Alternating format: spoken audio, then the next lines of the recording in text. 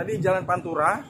Nanti kalau teman-teman ngelewatin Pamanukan, Kabupaten Panokan, Kecamatan Pamanukan, terus nanti ketemu kayak pasar namanya Pasar Pusaka Negara, nanti belok kiri.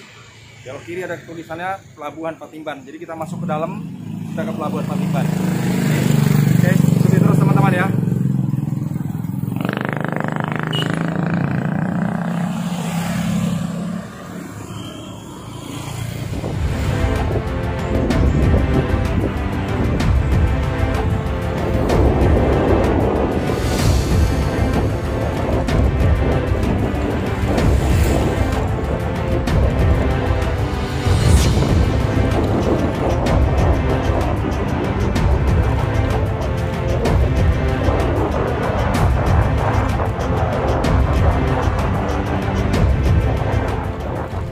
Pelabuhan Patimban benar? Iya benar. Iya, belum buka pelabuhan apa gimana?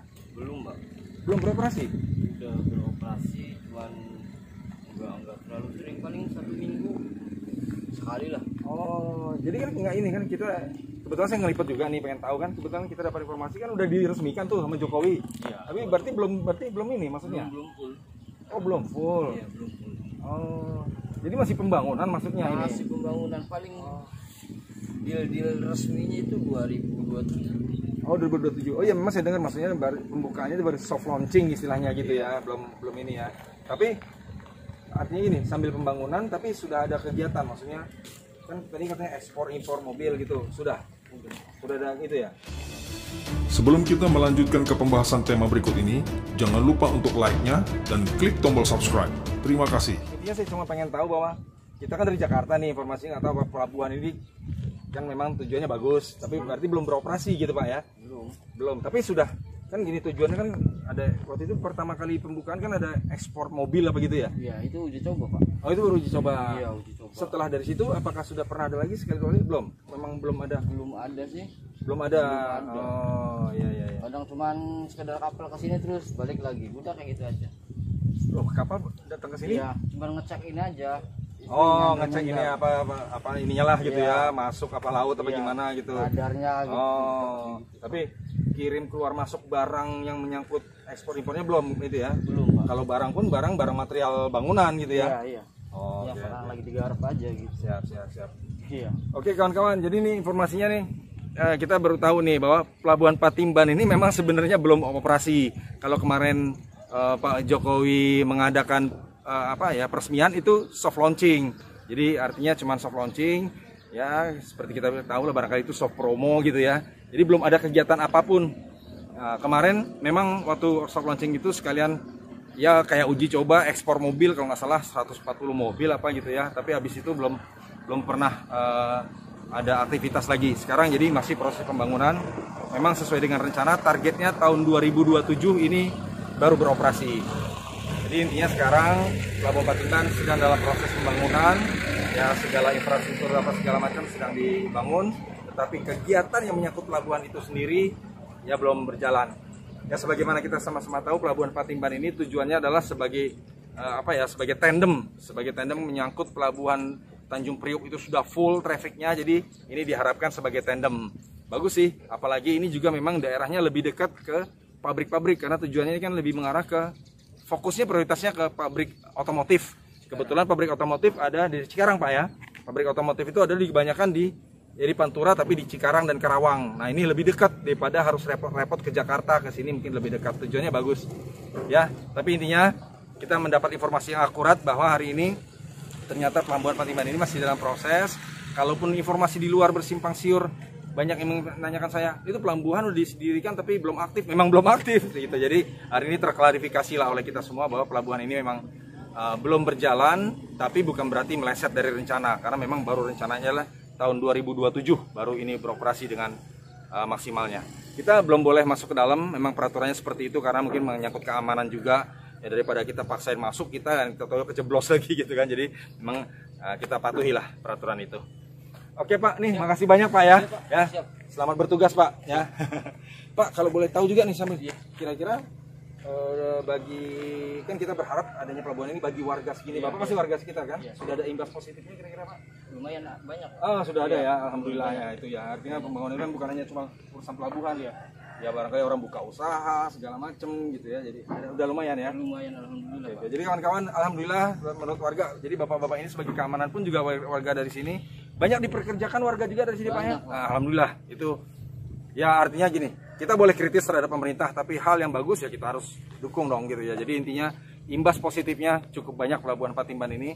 Jadi tujuan saya datang sini hanya mengklarifikasi karena banyak teman-teman ya namanya media sosial apalagi ya judulnya ekstrim-ekstrim ya, Pelabuhan Patimban mati segala macam, ternyata memang belum berfungsi ya, memang targetnya 2027. Oke kawan-kawan, liputan kita tentang Pelabuhan Patimban ini selesai. Kita lanjut lagi ke Bandara Kertajati untuk mencari informasi lebih jelas lagi. Kita menuju Pantura lagi ya, mungkin makan waktu sekitar 2-3 jam lagi kita ke Bandara Kertajati.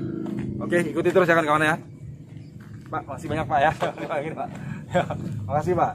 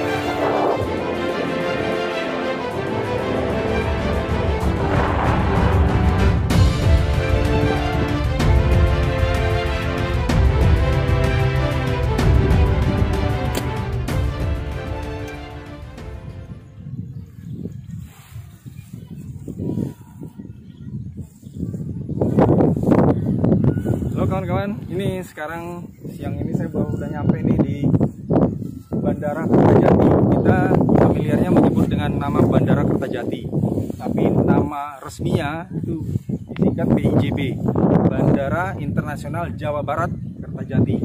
Kertajati itu nama daerah di sini atau nama kecamatannya. Jadi namanya Bandara Kertajati, sama seperti dulu kita nyebutnya Cengkareng, Bandara Cengkareng, tapi nama resminya adalah Bandara Soekarno-Hatta. Kita udah lihat nih secara kasat mata, saya belum ke dalam, nanti kita mungkin barangkali coba-coba ngobrol-ngobrol ke dalam. Ini secara tampilan luarnya ya sepi, memang sunyi, nggak ada apa-apa, malah kalau taman-tamannya kita lihat nih seperti tidak ada perawatan. Coba kita jalan. Menurut informasi juga ya kalau di hari Sabtu dan Minggu dijadikan tempat wisata warga, ada odong-odong ya, jadi tempat piknik lah, begitulah kira-kira. Kita bisa lihat tuh di sana tuh ada mobil odong-odong. Ya begitulah kondisinya. Tadi udah saya ngobrol sedikit sama warga, katanya memang udah hampir setahun terakhir ini bandara ini hanya dijadikan kargo. Jadi pengangkutan kargo, tidak ada pengangkutan penerbangan komersil penumpang. Kita coba ke dalam, kita ngobrol, barangkali ada petugasnya yang mudah-mudahan bisa diwawancarai, karena kadang-kadang petugas-petugas resmi ini agak sering ketakutan memberikan informasi, takut salah lah, takut undang-undang ITE lah. Ya, tapi kita coba deh. Yuk, kita jalan ke sana yuk.